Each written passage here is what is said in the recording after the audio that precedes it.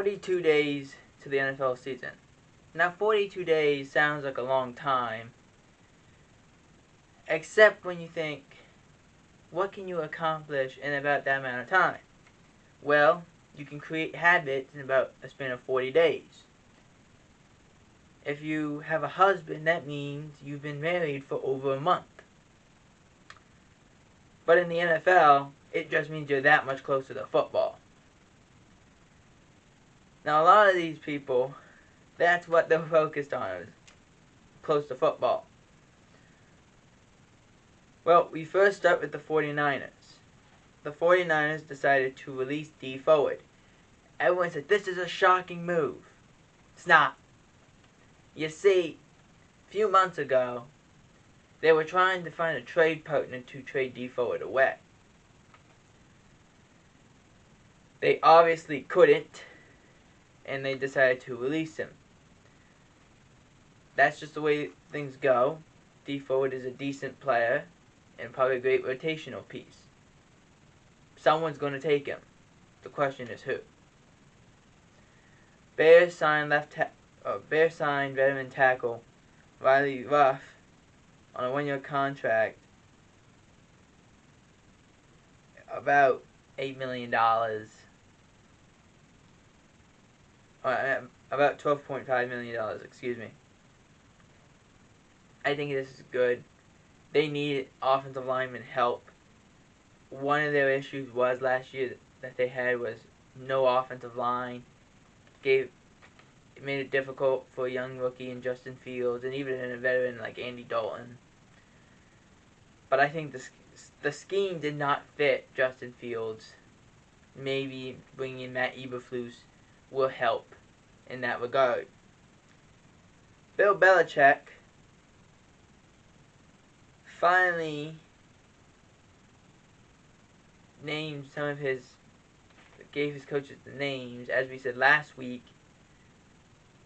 Matt Patricia became the offensive line coach / special assistant, but he didn't name an OC or DC. And to the next report, he won't, in fact, name an offensive coordinator and defensive coordinator. Now, there's a reason why this is the case. Because technically, Matt Patricia is still getting paid by the Detroit Lions that he was the head coach of. He was still being paid by the Detroit Lions, and if he gets a coordinator job, that becomes invalid. That contract that he was with the Lions becomes invalid. So, with it not being a coordinator, it doesn't become invalid. He's just an assistant. He's just helping out. So, he could call plays one week and not the next week, which could be confusing, but at the same time, lets him get paid. Now, his contract for the Detroit Lions ends after this year. So, if he stays around, he probably will be the offensive coordinator or defensive coordinator. But as of right now, he's not to continue to get paid by the Detroit Lions. The Steelers made a surprising move last week as they released Trey Edmonds. They made an even more surprising move as they signed another running back, Jeremy McNichols. McNichols played for the Titans last year. He was okay. He got hurt, so he didn't play a whole lot. But he did play pretty well. Surprised he was on the open market, but he's now in Pittsburgh. The Colts linebacker Darius Leonard changed his name, or at least what he's going to be referred to as. He's now going to go by his middle name, Shaquille. Now, is this because when he was born, Shaquille O'Neal was dominating the NBA?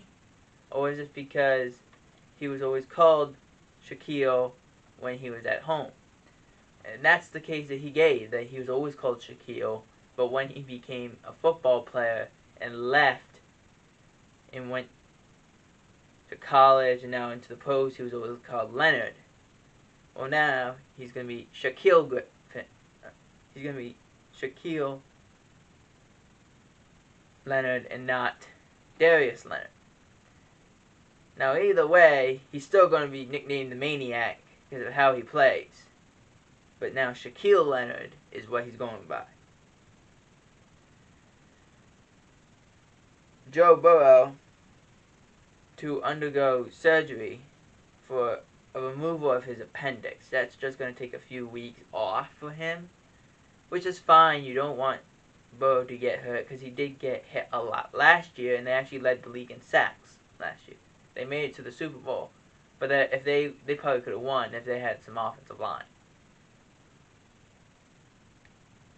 The Patriots defensive tackle, I'm sorry if I pronounced this wrong, Devon Gonshaw, signed a 2-year extension worth $20.8 million, $17.85 million guaranteed at signing. So, good way to keep one of those big men around to stop the running game of the opposing team.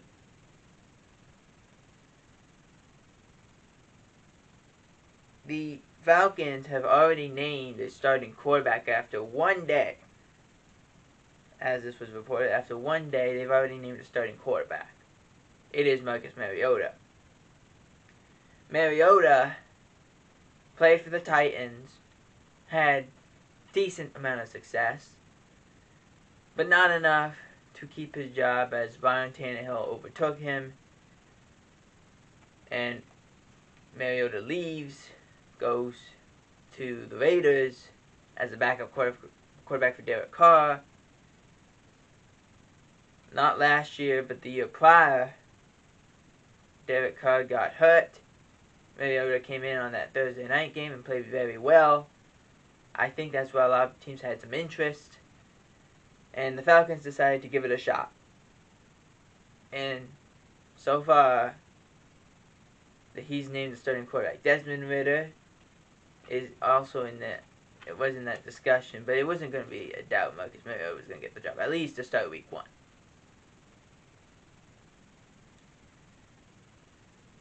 And finally, KJ Wright signed a 1-day contract with the Seahawks and then retired. Wright played for the Raiders last year, was okay, wasn't great. He was part of the Legion of Boom with Richard Sherman, Cam Chancellor, Brandon Browner, Earl Thomas, Bobby Wagner, Michael Bennett, Bruce Irvin, and a few others. Now, there is nobody on that defense that has played that was originally on that team that played for that Super Bowl winning team, as KJ Wright has decided to retire as a Seahawk.